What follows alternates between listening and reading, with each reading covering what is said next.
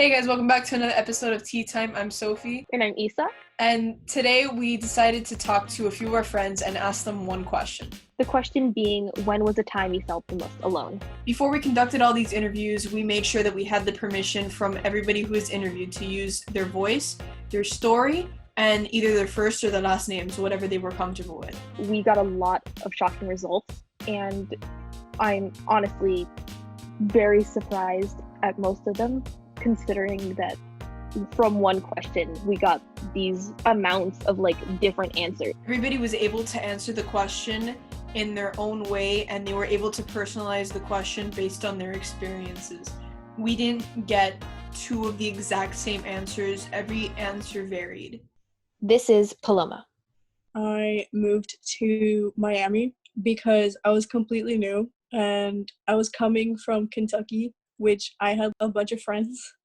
And then I moved here and I'm like, what are we gonna do now? Starting middle school, it was kind of weird because my mom was like, oh, it's fine, it's middle school, no one's gonna know each other. Wrong. Everybody literally already knew each other. Everyone had their cliques, and I was kind of a loner for about 2 months. And then I met my best friend, who I'm still best friends till this day. Actually, the second situation that happened at that school, in 7th grade, people were spreading rumors about me, about my hip disability and stuff, and there was a lot of drama, and my mental state was really weird. And then I had to get a therapist and a bunch of help. I have incredible parents who helped me through the entire process.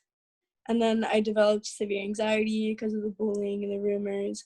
And then where I would have at least 4 panic attacks a day that each lasted 30 minutes. And it was this whole thing. And I have, like I said, my parents literally helped me throughout the whole entire process, and I'm so grateful for them. And I have amazing friends who were always there for me if I needed anything, and they were so supportive. So I guess I didn't feel alone, but I felt lost because my mental health was really bad at that time. Sophia. Since I'm an only child, it's always been a matter of when I haven't felt the most alone. So right now, the quarantine hasn't made a big difference in my life. I guess I felt the most lonely as a kid because I couldn't play with anyone. Lily. The time I felt most alone, I was about, I would say 8. My parents had just gotten a divorce, and my dad had moved out of state. He's still out of state. I haven't seen him in over a year. But I was really young and I didn't really know how to deal with it. I didn't have half of my family. It's really tough. I went to go see a therapist and it didn't help. And I just didn't know what to do with myself. Diego. In middle school, 6th grade, didn't have that many friends. It was a new school, new people. Didn't know many, wasn't very confident. So I wasn't very good at making friends. And I didn't really get well along with my family. I felt very alone around that time. Kuzan.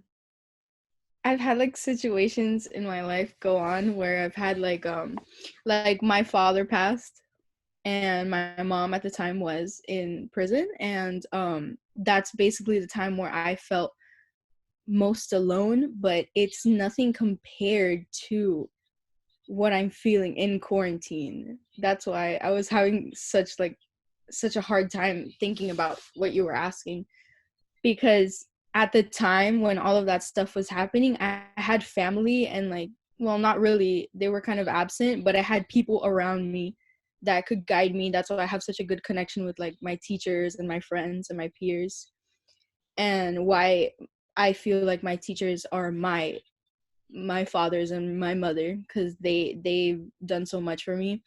But right now there's none of that. I'm living in a house with people who are absent-minded and who aren't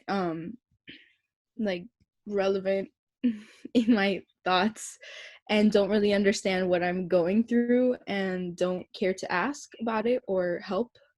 So I probably feel more alone than I felt in a really long time. I literally haven't hugged someone in a month. Anna. As a person dealing with depression, I feel alone a lot of the time. And so, especially with quarantine, I feel more alone than ever. It's kind of hard to deal with but I end up just like distracting myself with a lot of things. But yes, I do feel alone quite often. And there's no specific time where I feel most alone, is half the time I literally always feel alone. Annie. Okay, so at the beginning of my 8th grade year, I was having some trouble. I was having some trouble with self-image and the way I looked, and I felt like nobody really understood how I felt about me, and people would tell me that it was all in my head, but I was having trouble just having confidence in myself, in the things that I did, and all of that. So I felt that there was no one that could really help me. I've also battled with eating disorders in my life, so with that I felt like nobody could help, so I felt really alone. Another time in my life was when I finally realized everything that was going on with my brother and his disease, and I felt like no one could really, like nobody that I knew could really relate to all the things that I was going through with my family. I couldn't talk to any of my friends about it because none of them have experienced anything like my family has. Been difficult to grow up in a setting where you're around hospitals and doctors all the time. So yeah, like the quarantine is like nothing at this point, because being with family is better than being with family at a hospital. Sophie. So I went to a public elementary school, which isn't a big deal. It's elementary school. But in going to middle school, my family made the decision to put me in private school, which is like a really different environment. And the private school that they were sending me to was K through 8. So everybody already knew each other and everybody was like already in friend groups and whatever. And you know how middle school is. It's like a very weird period of time that nobody enjoys. So like walking in and like everybody's already friends. And then it's like, you're the new kid from a public school, which I don't know why that was a big deal, but it was a big deal. And it's just like, it's middle school. It's weird. You're like, oh no, like I have to start making, like, I have to like wiggle my way into already made friend groups. And like, it's really weird. And it was like lonely at first, but then after that I got fine because you know me, I'm a social butterfly. But I guess that's like the most lonely I felt. The same thing applies to when I came to Mass, that everybody was already friends since middle school. So freshman year was like the same exact experience. But then like by the first month in, you're fine. But I guess that's my experience. Olivera. When I was a freshman, I went through like a really traumatic experience and I lost a lot of friends over it. I would eat lunch by myself every day for like weeks. It was not a fun time. So since we've heard the interviews from all our friends, we decided that Issa would like to share her story as well. So Issa? A time I felt the most alone. I guess it would be around the 7th grade, because that was a time where I realized that one of my closest friends was not exactly a good person. They were kind of toxic in a way, and I wanted to distance myself from that, but it was very difficult. If I tried to go to somebody with this problem, I was worried that they would stop being friends with me.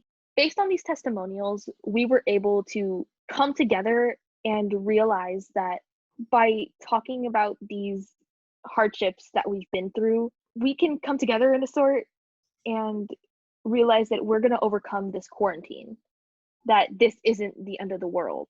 No matter what we've gone through, we've always been able to make it out, and none of us are alone. We're all together in this, and nobody should feel like they have to be alone. During this time of crisis, many can feel alone, and that could lead to signs of depression or suicidal thought. If you or someone you know is experiencing this, you can call the suicide hotline at 1-800-273-8255. Thank you guys for listening to another episode of Tea Time. I'm Sophie. And I'm Issa. Signing off.